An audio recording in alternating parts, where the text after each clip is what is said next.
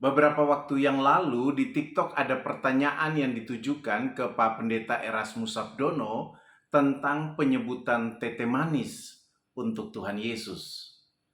Pertanyaannya berkaitan dengan apakah sebutan itu keliru atau tidak. Ada istilah orang di Ambon atau di Maluku yang menyebut Tuhan Yesus sebagai tete manis atau opa yang manis atau kakek yang baik. Setelah mengikuti pengajaran Pak Eras, saya melihat bahwa pandangan ini keliru karena Tuhan Yesus adalah yang sulung. Artinya kakak tertua kita dan bukan bapak kita, apalagi opa kita. Ya. Dan juga usia Tuhan Yesus 30 tahun dan tidak pantas disebut opa atau kakek. Ataukah memang istilah tete manis ini adalah menunjuk kepada Bapa yang memang benar dan sesuai dengan Alkitab? Mungkin pandangan orang Ambon selama ini keliru, Pak, yang melihat Tuhan Yesus sebagai orang tua yang baik atau tete manis. Padahal yang sebenarnya itu menunjuk kepada Bapa Elohim Yahweh atau yang lanjut usia, atau mungkin bisa disebut tete manis. Padahal Tuhan Yesus dalam doa Bapa kami memanggil Bapa atau Father, leluhur senior, atau penatua yang dituakan.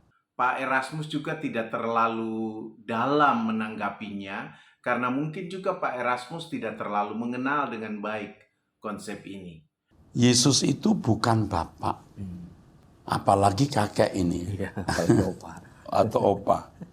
Mungkin ini pengaruh ajaran Trinitarian, bisa ada pengaruhnya ke situ. Sehingga memandang Yesus itu sejajar dengan Allah, Bapak, maka dipanggil sebagai tete manis. Kalau tete manis mengacu pada Bapak yang menaungi, melindungi, mungkin masih bisa ya. Ini kan sio tete manis jaga petapung mamai, artinya tete manis ya Allah Bapak gitu ya, jaga ibu saya. Ya. Kalau konsep opa itu yang menaungi, memperhatikan, ya gitu. Mungkin bisa dipaksakan untuk dijadikan istilah. Karena Tuhan Yesus itu baik, ya, dia seperti tete manis, seperti opa, bisa saja. Tetapi sebaiknya kita tidak menggunakan diksi ini. Karena diksi ini diksi yang bertentangan dengan Alkitab. Kalau pemahamannya salah.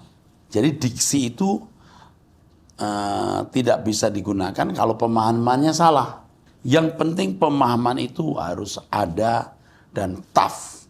Adapun kalau tete manis diberi pengertian atau isi atau dimaknai. Seperti misalnya yang menaungi, yang memberi perhatian, lalu menggunakan istilah itu, ya silahkan. Oke, saya kira cukup. Kita jangan mencoba untuk merusak tatanan yang sudah biasa di Ambon, ini agak berbahaya ini. Dan memang terkesan Pak Erasmus agak hati-hati saat menanggapi hal ini. Pak Erasmus mungkin takut membuat orang Ambon ngamuk. Untuk itu, melalui konten ini, saya ingin membantu sedikit menjelaskan pemahaman tersebut agar tidak membuat kita keliru memahaminya. Hendrik Kramer setelah datang ke Ambon atau setelah mengunjungi Ambon dan mempelajari kekristenan di Ambon, dia mengatakan bahwa agama Kristen untuk orang Ambon itu pantas disebut agama Ambon. Mengapa demikian? Karena salah satunya adalah percampuran kepercayaan lokal dengan pemahaman Kristen. Di antara percampuran itu adalah penyebutan tete manis. Sebelum menjadi orang Kristen, orang Ambon atau Maluku, khususnya Maluku Tengah, percaya bahwa yang melindungi anak cucu adalah tete nenek moyang. Tete nenek moyang itu tak lagi hidup atau tidak lagi hidup di dunia ini, tetapi mereka selalu memperhatikan dan menjaga untuk memberikan kebaikan kepada anak cucu. Jadi tete nenek moyang dianggap sebagai pelindung yang baik.